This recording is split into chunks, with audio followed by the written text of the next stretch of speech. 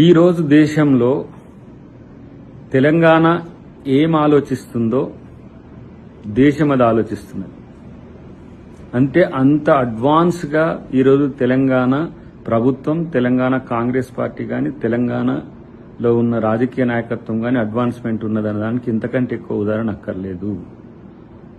దేశంలో మా రాహుల్ గాంధీ గారు బీసీలకు చట్టసభల్లో రిజర్వేషన్లు అనేది నా రాజకీయ లక్ష్యం కాదు, నా జీవిత లక్ష్యం అని చెప్పేసి పెద్ద ఎత్తున ఆయన అందరి ముందు కూడా అది ఓపెన్ అయిన పరిస్థితిని గమనించిన ఈ రాష్ట్ర ముఖ్యమంత్రి రేవంత్ రెడ్డి గారు తన యొక్క ఆలోచనలకు అనుకూలంగా మేం పాలించే రాష్ట్రాలు ఇంకా 2-3 ఉన్నప్పటికీ కూడా వాటిని కాదని మేమే ఎందుకు ఈ నిర్ణయం తీసుకోవాల్సి వచ్చింది తెలంగాణ అంటే, తెలంగాణ అడ్వాన్స్మెంట్ ఉన్నది, తెలంగాణ ప్రజల యొక్క ఆకాంక్షలకు తగ్గట్టుగా స్పందిస్తుంది అని చెప్పడానికి ఇదే ఉదాహరణ.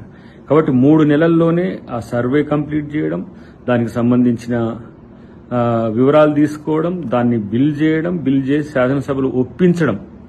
కాబట్టి సామాజిక న్యాయానికి ఈరోజు పెద్దపీట తెలంగాణ వేస్తున్నది.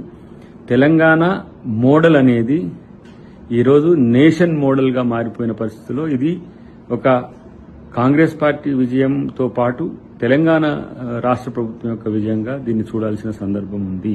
కేంద్ర కేబినెట్ రాజకీయ వ్యవహారాల కమిటీ తీసుకున్న ఈ నిర్ణయాన్ని Congress party opposition leader Rahul Gandhi గారితో పాటు ఈ రాష్ట్ర ముఖ్యమంత్రి యనుమల రేవంత్ రెడ్డి గారు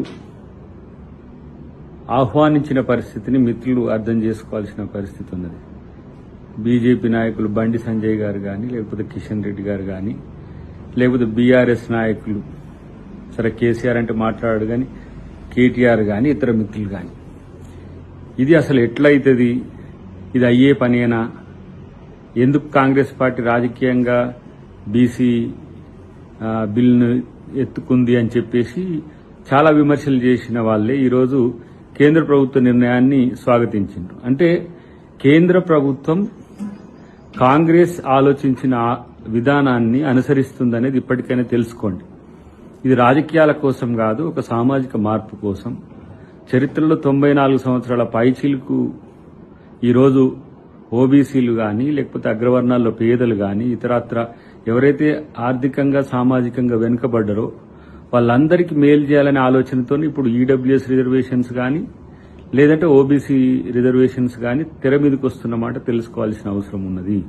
భారత్ జోడో యాత్ర సమయంలో ఇదంతా కూడా గమనించిన రాహుల్ గాంధీ గారు ఈ అంశాన్ని ప్రాధాన్యతతో కూడిన అంశంగా తను ముందుంచి పార్లమెంట్లో వివిధ వేదికల్లో ప్రతి సందర్భంలో జై బాపు, జై భీమ్, జై సంవిధాన్ ఇలాంటి వాటిల్లో కూడా ఓబీసీలకు సంబంధించిన రిజర్వేషన్లు కానీ, కుల జనగణన కానీ, జనగణన అనేది డెఫినెట్ గా సాగాల్సిందే. జనగణనలో కులగణన ఉండాలనేది ప్రధాన నిర్ణయం. అది ఎందుకు అనంటే రేపు భవిష్యత్తులో బీసీలకు కూడా రిజర్వేషన్లు ఇవ్వాలనే తలంపున్నది. నేనంటున్నా ఈరోజు మహిళా బిల్లు చేసిండ్రు, మహిళా బిల్లు అమలు కావట్లేదు. ఈరోజు స్టిపులేటెడ్ టైంలో 1 year, 1.5 year ఇది ఎప్పటికో కాకుండా, ఎందుకంటే గత ఎన్నికల కంటే ముందు మహిళా బిల్లు చేసి ఇప్పటి వరకు దాన్ని కొనసాగించాలి. ఇప్పుడు మళ్లీ బీసీ బిల్లు కూడా రాజకీయ ఎత్తుగడ కాకుండా ఒక స్టిపులేటెడ్ టైం పెడితే డెఫినెట్ గా అటు మహిళలకు ఇటు ఓబీసీలకు న్యాయం జరుగుతుంది. ఇది అంబేద్కర్ గారి యొక్క కళ. ఒకవేళ మీరు ఏదేని కారణాల వల్ల రాజకీయ అవకాశాల కోసమో ఇంకా అవకాశవాదం కొరకు చేసినా డెఫినెట్ గా కాంగ్రెస్ ప్రభుత్వం దాన్ని చేస్తుంది అని ఘంటాపదంగా గతంలోనే రాహుల్ గాంధీ గారు కానీ, రేవంత్ రెడ్డి గారు చెప్పిండ్రు. ఇక్కడ ఉన్న వాటిని కూడా కేంద్ర ప్రభుత్వం అమలు చేయకపోతే రాష్ట్ర ప్రభుత్వం అమలు చేస్తుందని మేము నిర్ణయం తీసుకోవడం జరిగింది. బీసీలకు కాంగ్రెస్ వ్యతిరేకము, లేదంటే బీసీల బిల్లు ఇన్ని రోజులు ఎందుకు చేయలేదు, ఇదంతా కూడా చరిత్ర తవ్వుకుంటూ వస్తున్నారు. బీజేపీ నాయకులు కాంగ్రెస్ పార్టీ మీద చేసుకుంటూ వస్తున్నారు. ఆ రోజు మండల్ కమిషన్ కు వ్యతిరేకంగా కమండల్ ఉద్యమం చేసింది మీరే. ఈ రోజు కూడా రాహుల్ గాంధీ గారు చాలా సీరియస్ గా జనగణనలో ఈసారి కులగణన ఉండాల్సిందే, అంటే కులాల వారీగా దేశాన్ని విభజిస్తుంది కాంగ్రెస్ పార్టీ అని విమర్శలు చేసింది మీ జాతీయ నాయకులు, రాష్ట్ర నాయకులే. ఇంకా ఇప్పుడు కొత్తగా బీఆర్ఎస్ ఆయన వచ్చేసి నేనే అప్పుడు చేసిన దాంట్లో నేను కూడా చేసిన, నేనే ముందు చేసిన అని చెప్పి కేసీఆర్ వర్గం అంటున్నది. ఎవరు చిత్తశుద్దితో చేస్తారా లేదా అనేది ప్రజలు గమనిస్తారు. కానీ ఇది బీహార్ ఎన్నికలో ఇంకో వీటిని దృష్టిలో పెట్టుకొని కాంగ్రెస్ పార్టీ చూడట్లేదు. ఇది అతిపెద్ద సామాజిక మార్పుకు ఇదొక దిక్సూచి. బీసీల చైతన్యానికి కానీ, ఈరోజు సామాజిక వర్గాల వెనుకబాటుతనానికి కానీ ఇది ఒక ఒక ఎక్స్రే లాగా ఉండి ఎవరు ఎక్కడ ఎంత మేరకు డెవలప్ అయిందని చెప్పడానికి ఇది ఒక మంచి వాహకంగా ఉంటుందని రాహుల్ గాంధీ గారు దీన్ని సీరియస్ గా తీసుకున్నారు.